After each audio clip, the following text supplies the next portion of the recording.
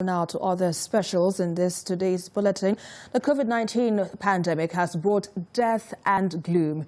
With nearly 1.8 million deaths and over 82 million cases reported globally, the world is on the edge. TVC's Bukola Samuel Wemimo reports on the impact of the pandemic on public health and the environment.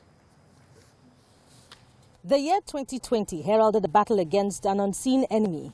SARS-CoV-2, they call it. A new strain of the coronavirus, which has in the advent of a second wave mutated to produce a variant in the UK that is more infectious.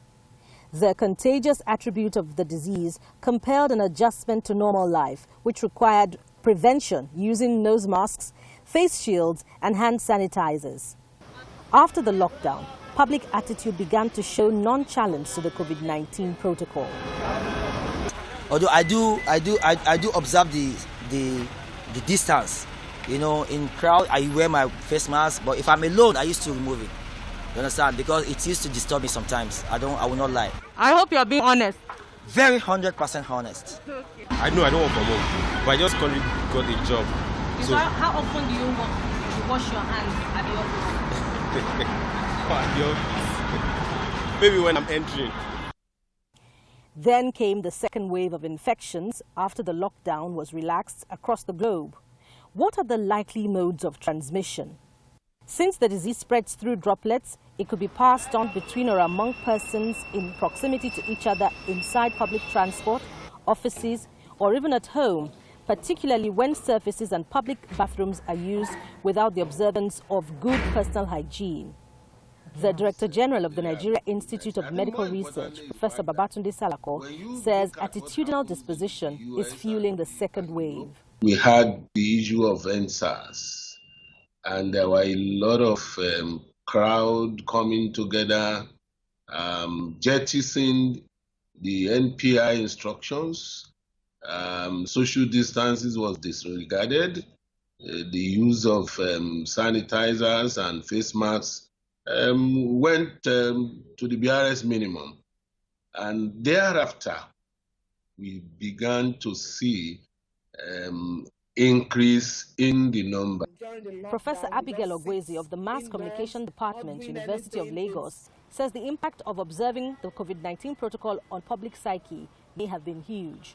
Some saw it as an opportunity to play with their families for once, to bond with their families. So some enjoyed it, but the more it prolonged, the more people got tired, particularly those in their productive years.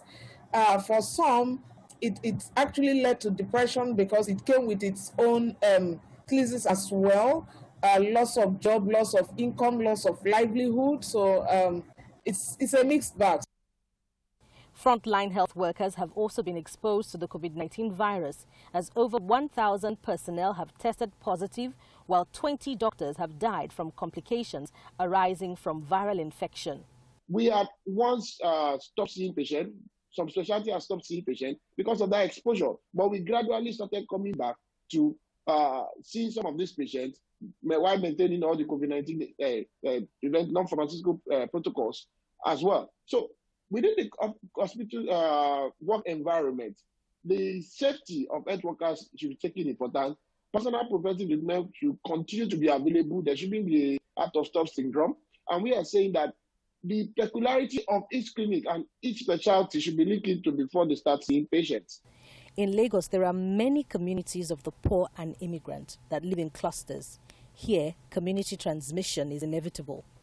The Hausa community could see now that there's a little bit of illiteracy to attach to it everywhere, not only the Hausa community, but let them see themselves distinguished from this act by organizing themselves in a community level, section by section, educating their people that this thing exists, so that we can have less toll in debt as COVID-19.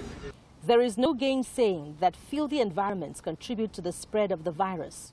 Would another round of fumigation help to check community transmission?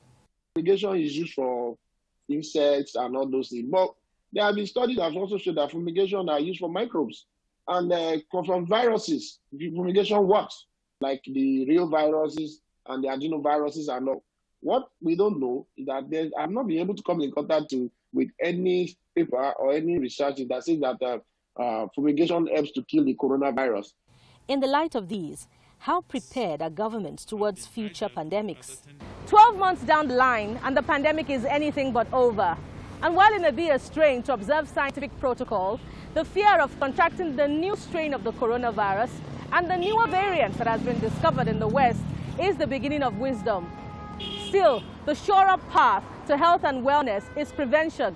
So, observe the 2-meter physical distancing, wash your hands regularly, and wear your nose mask often.